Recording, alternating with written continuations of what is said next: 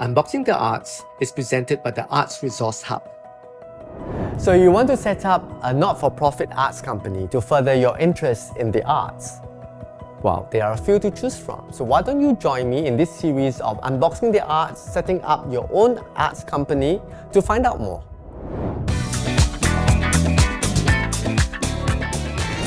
Welcome to Unboxing the Arts.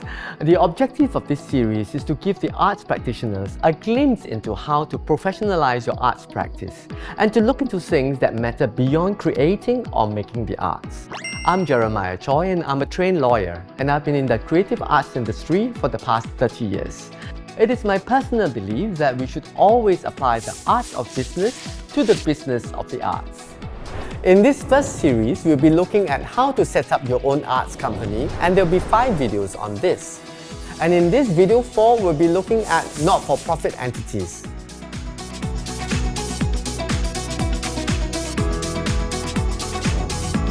In this video, we'll look at 4 not-for-profit entities, and we will only discuss them briefly.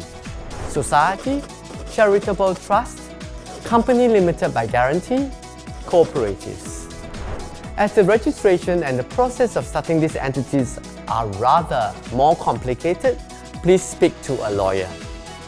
Well, let's look at societies. Societies Act governs the registration of societies in Singapore. A society is defined as a club, company, partnership or association of 10 or more persons, whatever its nature or object, and not already registered under any other law. It is suitable for membership or volunteer-based groups that are small and strongly linked to communities. Members may be required to contribute to funds of the society through subscriptions or annual fees or through donations and fundraising activities. Societies are easy to establish and maintain.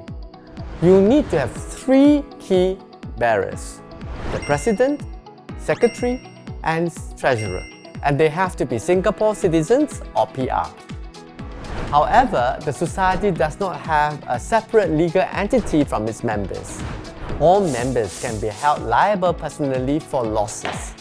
The society will be assigned a unique entity number or UEN. It will need to hold AGM and submit annual return and audited accounts. So, we talk about charitable trusts next. To be registered as a charitable trust, the organization's purposes must be exclusively charitable, such as relief of poverty, advancement of education, advancement of religion, or other purposes beneficial to the community. The trustees administer assets, which is the trust property, for the charitable purpose. The Charities Act as well as the Trustees Act are applicable. Before you can apply for the IPC status, you have to register as a charity or exempt charity. There are 3 legal structures for charities: society under the Registry of Societies, a company limited by guarantee, and a charitable trust. In addition to the income tax and property tax benefits enjoyed by registered charities, IPCs are authorized to issue tax deduction receipts for qualifying donations received. IPC must also have at least 3 governing board members, of which at least 2 must be Singaporeans or PRs. On acquiring charity status, you must submit financial statements and an annual report detailing activities conducted and proposed future plans. You also have to ensure that the accounting donation records are maintained properly. You have to submit annual returns, hold an AGM, and must disclose fundraising information online. Now we talk about company limited by guarantee. A CLG is essentially a company that carries out non-profit making activities that have the basis of national or public interest, such as promoting the arts, charity, or others.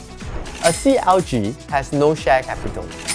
It has members rather than shareholders, and members guarantee or undertake a predetermined sum to the liabilities of the company. It is an attractive legal structure for having corporate status but limited liability.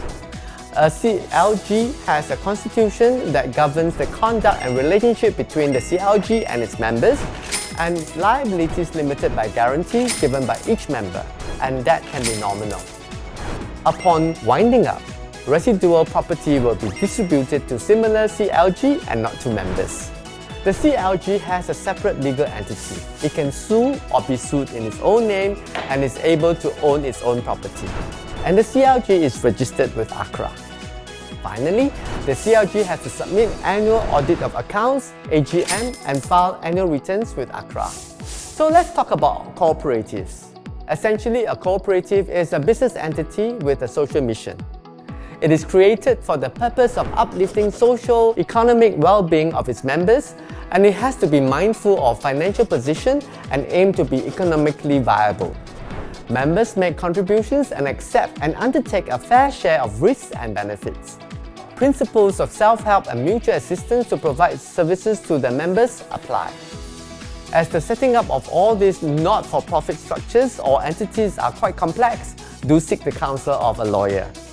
And in our last episode, we will look at how to finance your own arts company. So join me.